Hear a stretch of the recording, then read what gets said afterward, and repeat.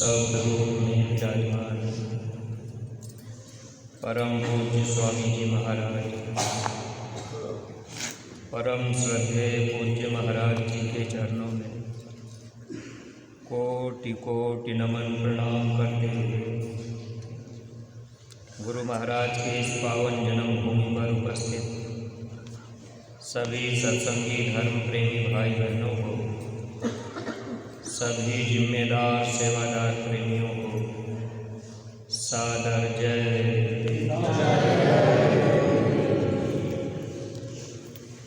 परमार्थी प्रेमी भाई बहनों, जब जब इस धरती पर धर्म का लोप होता है, चोरी हिंसा बेईमानी धोखाधड़ी लूटपाट बढ़ जाता है, जब लोग मानवता से दूर हट करके आसुरी प्रवृत्तियों की तरफ चले जाते हैं, ऐसे समय में कोई न कोई शक्ति इस धरती पर आया करती है। जब जब वो शक्ति इस धरती पर आई, हम जीवों के हित के लिए, आत्म कल्याण के लिए वो शक्ति निरंतर प्रयास करती रहती है। गुरु महाराज इस धरती पर हम जीवों की भलाई के लिए आए। देखिए, जब राम और कृष्ण इस धरती पर धर्म की स्थापना करने के लिए आए, उस समय मार काट के द्वारा परिवर्तन कराए, लेकिन संतों का अवतार जब से हुआ, संत हम जीवों को समझाने का काम किया करते हैं। अवतार दो प्रकार का होता है, नित्य अवतार और नैमित्तिक अवतार। नित्य अवतार में संत आते हैं। संत जब इस धरती पर आते हैं तो महात्मा किसी को फांसी सजा देने की बात नहीं करते। महात्मा हर जीवों की भलाई चाहते हैं। बाबा जय गुरुदेव जी महाराज इस धरती पर सब जीवों के हित के लिए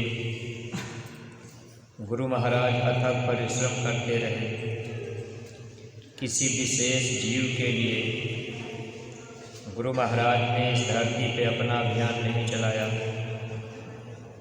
चाहे कीड़े मकोड़े ही क्यों न हो। स्वामी जी महाराज हर जीवों के हित की बात किया करते थे और महात्मा सब जीवों की भलाई भी करते हैं, सब जीवों की रक्षा भी करते हैं। स्वामी जी महाराज जीवों की भलाई के लिए इस धरती पर अथक परिश्रम किए। हम सत्संगी प्रेमी भाई बहन गुरु महाराज की दया कृपा से आज हम सब लोग इस परमार्थ की राह पर सेवा और भक्ति में अपना थोड़ा बहुत समय दे रहे हैं।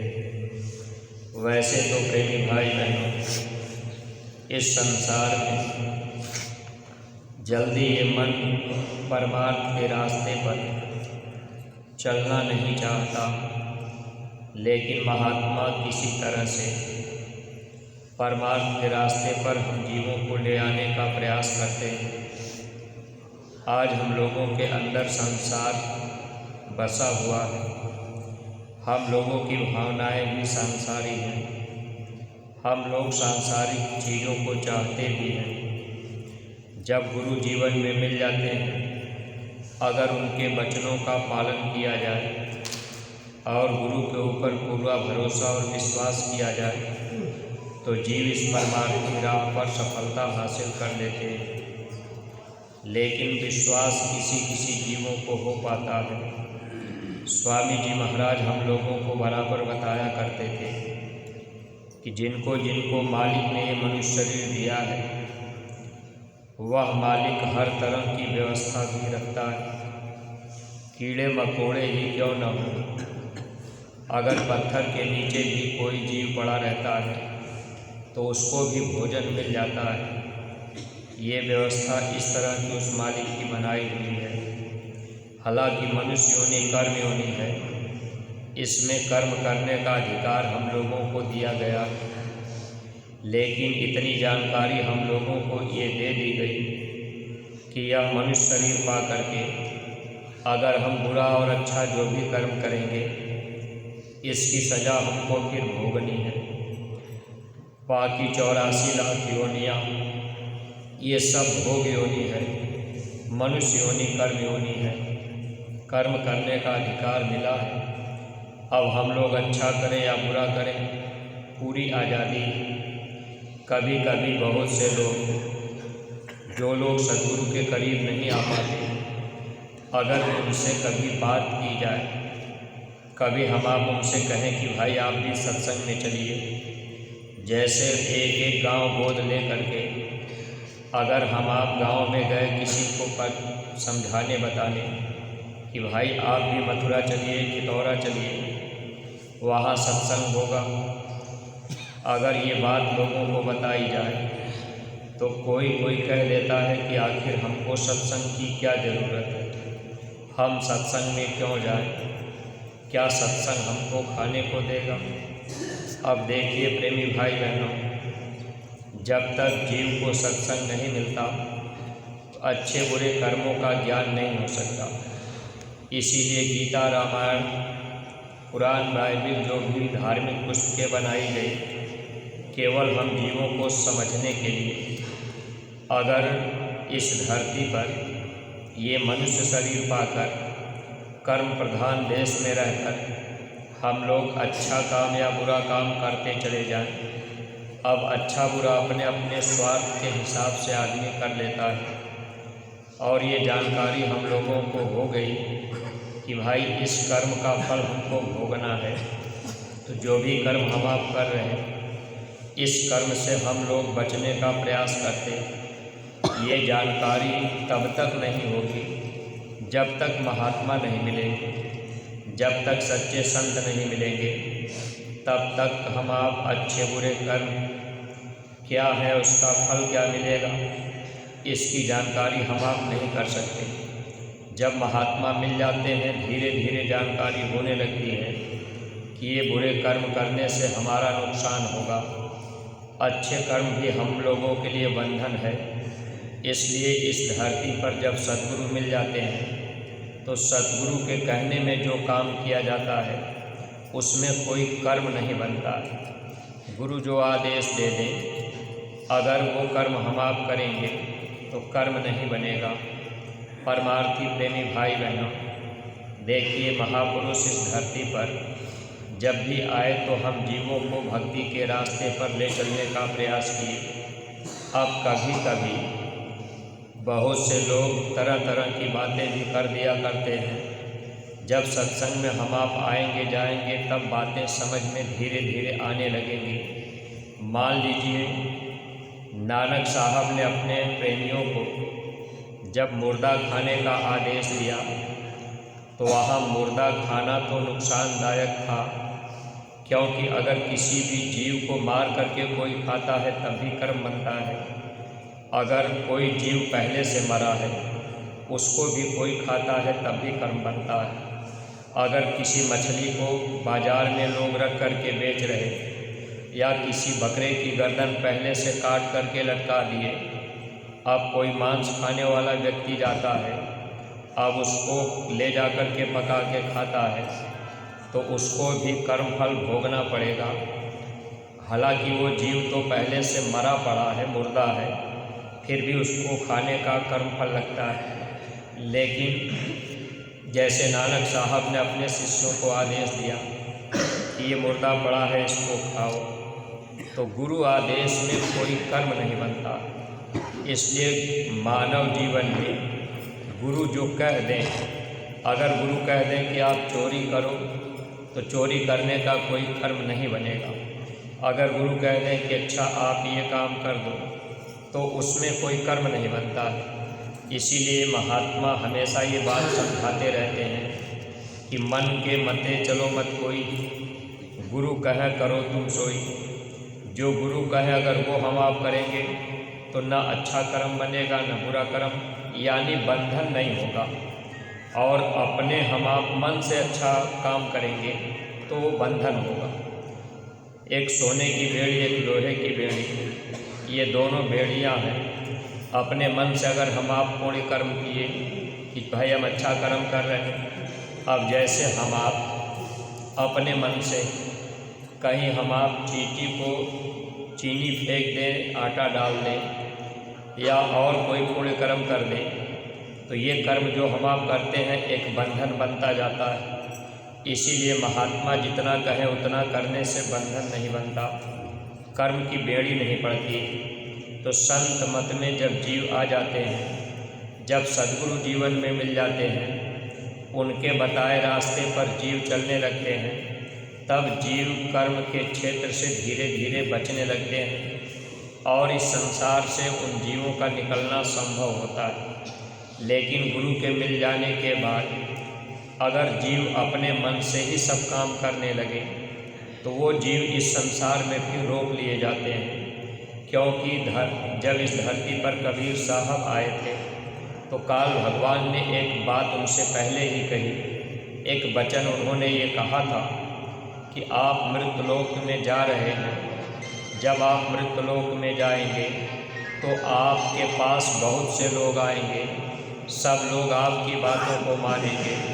तो अगर सब के सब जीवों को आप यहाँ से ले जाएंगे तो फिर हमारे मृतलोक में कौन रहेगा, या हम भोजन फिर क्या करेंगे। काल भगवान जीव का ही आहार करते हैं। तो काल भगवान ने कबीर साहब से कहा कि आप तो दयालु हैं, आप मेरे देश में जा रहे हैं, आप जीवों पर दया करने जा रहे हैं, अगर आप सब जीवों को ले जाएंगे तो फिर हम भोजन क्या करेंगे। तो उस समय कबीर साहब ने कहा कि अच्छा बताओ तुम चाहते क्या हो। तो काल भगवान ने कहा कि जब आप मृतलोक में जाइएगा तो आपके पास बहुत से लोग आएंगे, बहुत भारी भीड़ आएगी, लेकिन सब जीवों को आप यहाँ से मत ले जाइएगा। जो जीव आपके पास आकर आपकी बात माने, आपके कहने में चले, आपके अनुसार हर काम करें, तो ऐसे जीवों को आप ले जाइएगा।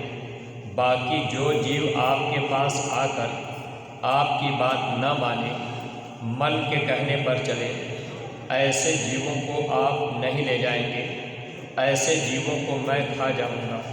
सत्संगी प्रेमी भाई बहनों, इसलिए महापुरुषों ने ये वचन फरमा दिया था, गुरु सर से उतरे शब्द विहूना होए, ताको काल घसीटी है बचा सके न कोई। अब कभी कभी सत्संगी कहते हैं कि भाई हमको तो गुरु मिल गए, नाम दान मिल गया, अब हमको क्या ज़रूरत सत्संग में जाने की, क्या ज़रूरत सेवा करने की, क्या ज़रूरत है गांव गोद लेने की, क्या ज़रूरत है प्रचार करने की। परमार्थी प्रेमी भाई बहनों, संत मत में सुमिरन ध्यान भजन भी थोथा है। संत मत में गुरु का वचन ही सर्वोपरि। गुरु जिससे चाहे, जिससे खुश हो जाए उसको पार कर दे। और गुरु कब खुश होते हैं, जब वचन को माना जाता है। उधर काल भगवान का शर्त भी है कि जीव अगर वचन मानेंगे तब आप ले जाएंगे, क्योंकि जब यहाँ से जीव जाने लगते हैं तो धर्मराज के दरबार में हिसाब होता है, वहाँ दिखाया जाता है कि ये जीव आपकी बात नहीं माने। जैसे मान लीजिए गांव गोद लेने का आदेश हुआ, अगर हम लोग ये सोचें कि चलो भाई हम गांव गोद नहीं लेंगे, बाकी सब काम हम करते रहेंगे, तो ये आदेश जो हम लोगों को मिलता है धर्मराज के दरबार में, काल भगवान फिर ये बात कहेंगे कि ये जीव आपकी बात तो नहीं माना। इसीलिए गुरु के मिलने के बाद आदेश का पालन करना चाहिए।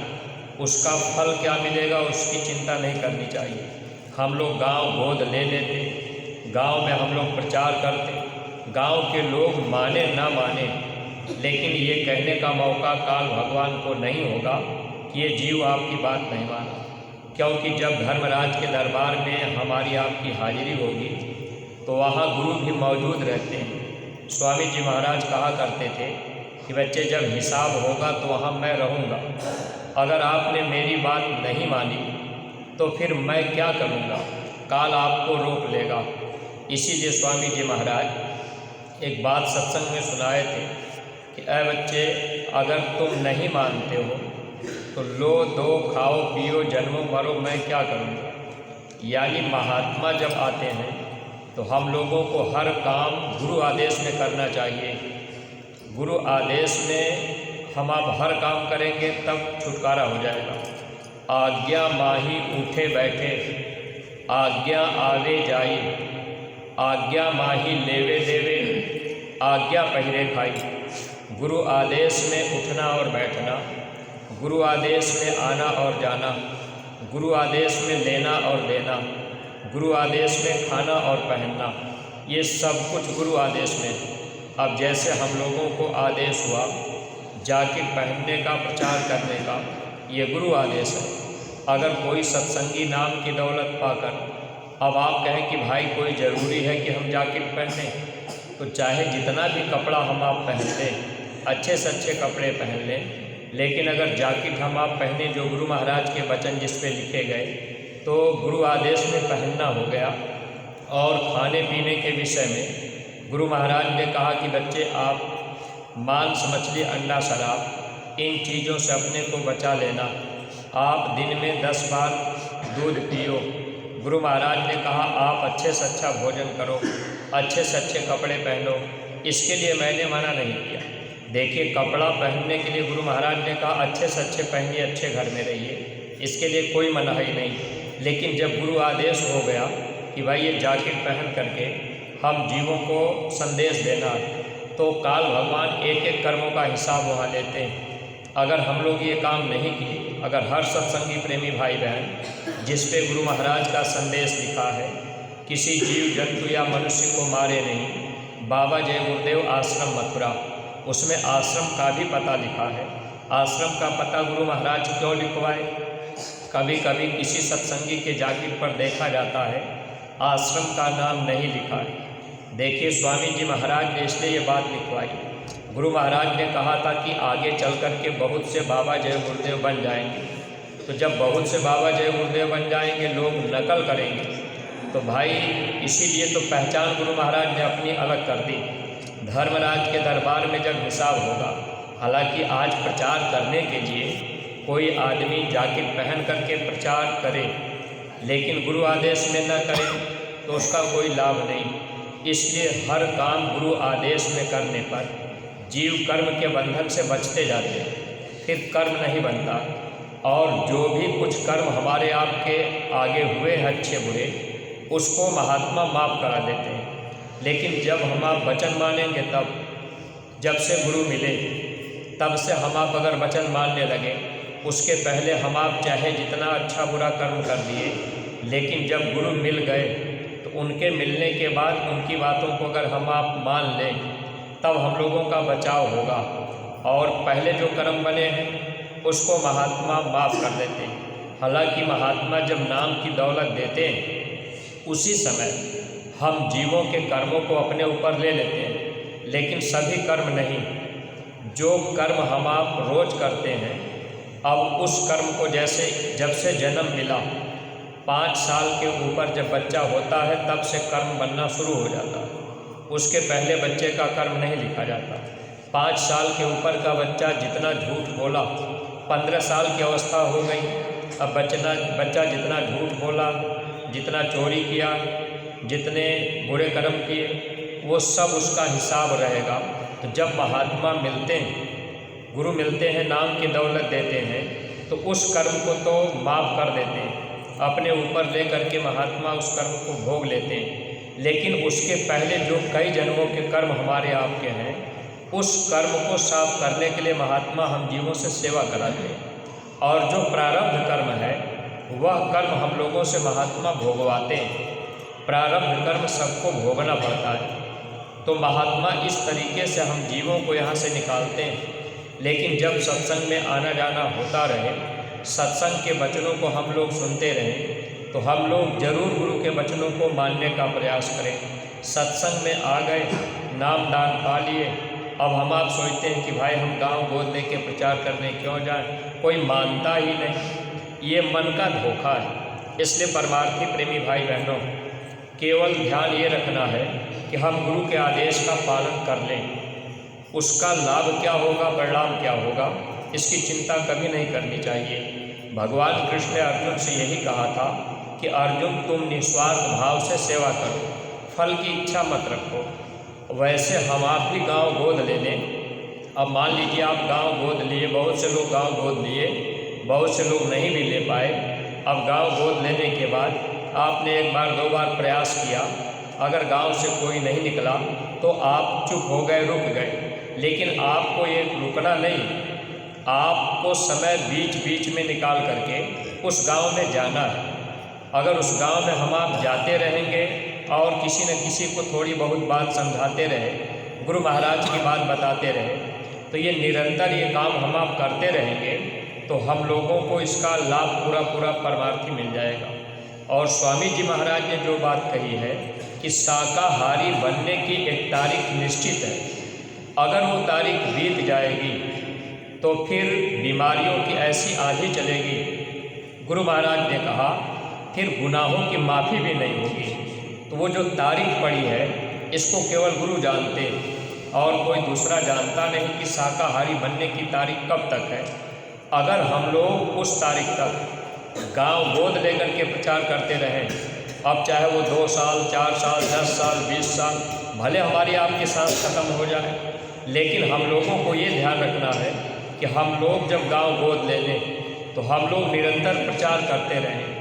अब वो तारीख जो होगी वो तारीख सदगुरु को मालूम है।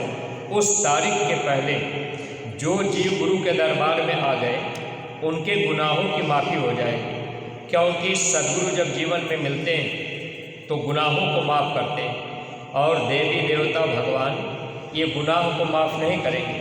अच्छा बुरा जो भी दोनों कर्म है तो दोनों एक तरह से जो भी गुनाह होते हैं, जो कर्म होते हैं, महात्मा उसको माफ़ करते हैं।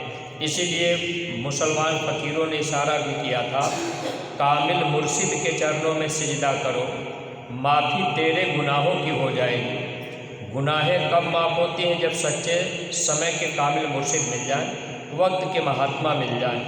अब गुरु महाराज ने इसीलिए पहचान जो जाकिर पे मथुरा आश्रम स्वामी जी महाराज लिखवाए, इसका मूल कारण ये था कि लोग जानते भी रहें, बच्चा बच्चा जान जाए कि बाबा जय गुरुदेव जी महाराज का आश्रम मथुरा है, जन्मभूमि खितौरा और गुरु महाराज की कर्म भूमि मथुरा। ये 2 स्थान हम लोगों के लिए एक तरह से पवित्र स्थल है और ये ऐसी भूमि है, इस भूमि पर, जिस भूमि पर इस समय हम आप बैठे हैं, गुरु महाराज की पावन जन्मभूमि पर, ये मिट्टी ऐसी है, ये मिट्टी भी हम लोगों के कर्मों को धोती है। लेकिन हम लोग नहीं जानते कि हम लोग कितने कर्म जीवन में किए, अब कितना बड़ा कर्मों का ढेर पड़ा। अब हम आप यहाँ 10 दिन, 5 दिन, 2 दिन, 4 दिन रुक करके सेवा कर दिए, 15 दिन, 20 दिन रुक करके सेवा कर दिए। ये तो जितना अधिक हम आप समय दे करके सेवा कर लेंगे, यही हम लोगों के लिए लाभकारी होगा। सत्संगी प्रेमी भाई बहनों, इसलिए हम लोगों का ये फर्ज और कर्तव्य है कि हम लोग हमेशा गुरु के वचन के अनुसार चलने का प्रयास करें। जब उनके अनुसार हम आप निमित्त मात्र खड़े होंगे, प्रयास करेंगे, तो इसका लाभ हम लोगों को मिलता जाएगा, क्योंकि कर्मों का फल बहुत जन्मों तक, अब कितने पीछे के जन्म के कर्म होंगे वो भी भोगना पड़ता है। अब कोई आपसे कह दे कि भाई मथुरा जा कर के आप सेवा करते हैं, वहाँ अपना फालतू समय देते हैं, खितौरा जाते हैं। अब बहुत से इसमें राजगीर मिस्त्री, सेवादार प्रेमी आए। देखिए अपने घर परिवार में लोग रहते हैं तो राजगीर मिस्त्री अब एक दिन का 400, 500, 600 रुपया कहीं कहीं ले लेते हैं। लेकिन यहाँ आकर के लोग तन की सेवा कर रहे हैं, इसका कितना बड़ा लाभ है, इसको हम आप नहीं समझ पाते। हालांकि ये मन है धोखा देता रहता है कि भाई हम अपना घर परिवार छोड़ करके यहाँ चले आए, चलो अच्छा 4 दिन हो गया, अब हम चले चलते हैं, ये मन है। लेकिन प्रेमी भाई बहनों, तन की सेवा सर्वोपरि सेवा मानी जाती है, इससे हम लोगों को विशेष लाभ मिलता है। इसलिए तन की सेवा जरूरी। धन की सेवा की जो बात होती है, इसमें महात्मा केवल जीव के भाव को देखते हैं। अगर आपके पास धन नहीं है, अगर किसी के पास बैंक में करोड़ों रुपया हो, लाखों रुपया पड़ा हो और कोई सेवा लगाई जाए, वो व्यक्ति अगर 1000 रुपये की सेवा दिया और कोई गरीब आदमी है, उसके खाते नहीं बैंक में है, एक भी मतलब यह है कि उसके पास पैसे नहीं हैं, अगर उसने 10 रुपया ही सेवा दिया, उसका भाव है, तो उस जीव की सेवा सर्वोपरि होती। और किसी के पास लाखों रुपया बैलेंस हो और वो 100 रुपया दिया, 1000 रुपया दिया, तो कोई बहुत बड़ी सेवा नहीं। इसीलिए स्वामी जी महाराज कहा करते थे कि अगर रुपए पैसे के बल पर भक्ति होती तो बड़े बड़े करोड़पति महात्माओं के पास आकर के करोड़ों रुपया दे करके कह देते कि महाराज हमसे ये ले लीजिए, अब हमारी मुक्ति, हमारी भक्ति बन जाए। स्वामी जी महाराज ये सब बातें सत्संग में बताया करते थे। तो सत्संगी प्रेमी भाई बहनों, जब हम आप आते जाते रहेंगे, सेवा करते रहेंगे, हम लोगों को दया दुआ मिलती रहेगी, इसका लाभ हम लोगों को परमार्थी मिलता रहेगा। अगर हम आप ये सोचेंगे कि भाई हम तो सेवा भी किए, हम तकलीफ में, बीमारी में भी हैं, तो ये कर्म प्रधान देश है, कर्मों का फल यहाँ भोगना पड़ता है। इसलिए मानव जीवन में गुरु का मिलना जरूरी। वो सत्संग के द्वारा भी कर्मों को साफ करते हैं, दर्शन के द्वारा भी कर्म को साफ करते हैं, सेवा के द्वारा भी कर्म को साफ करते हैं। और फिर महापुरुष हम लोगों को सुमिरन, ध्यान, भजन पर बैठा करके भी कर्म की सफाई करते हैं। हम आप निमित्त मात्र बैठे, जैसे गुरु महाराज जब तक थे, स्वामी जी महाराज खुद भजन पर बैठते थे, पूज्य महाराज जी भी बैठते हैं। महात्मा हम जीवों के फल को देने के लिए काम करते हैं, उनका कोई अपना कर्म नहीं होता। हम लोगों के कर्मों को लेकर के महात्मा इस धरती पे तकलीफ सहते हैं, क्योंकि हम लोग उनके बच्चे हैं।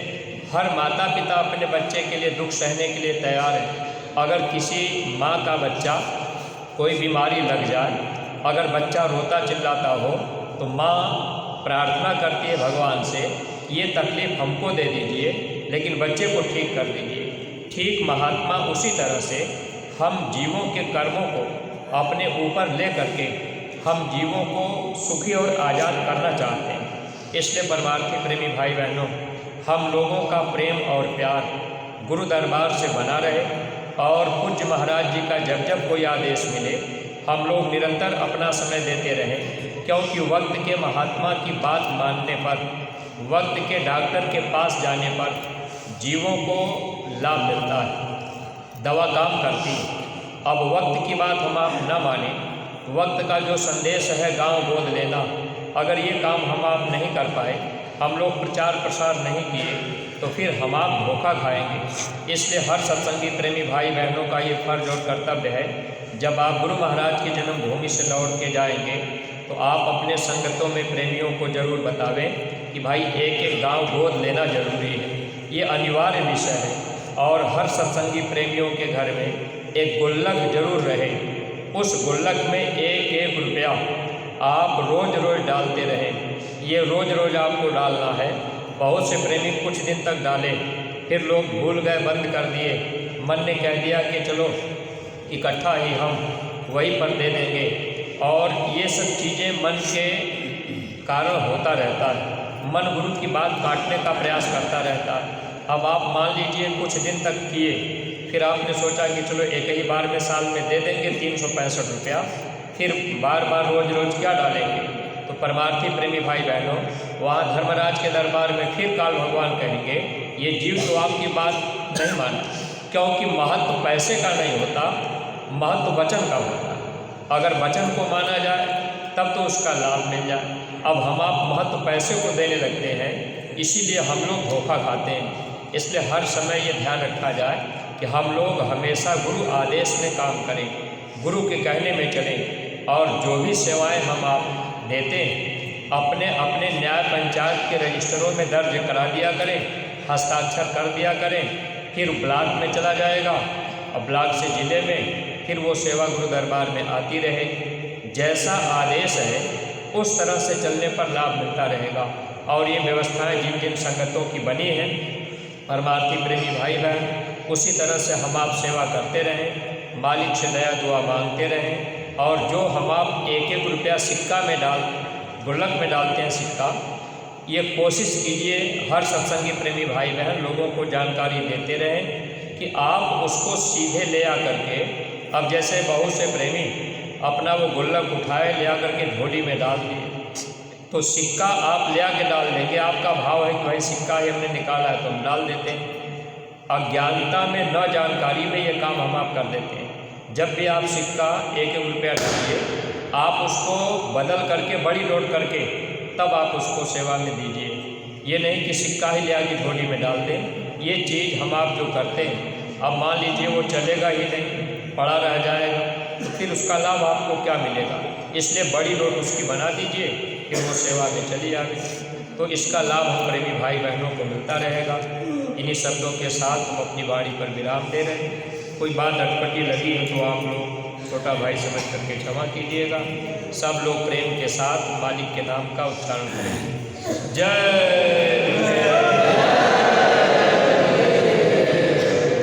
सामूहिक रूप से आरती प्रार्थना सब लोग बोलें। जय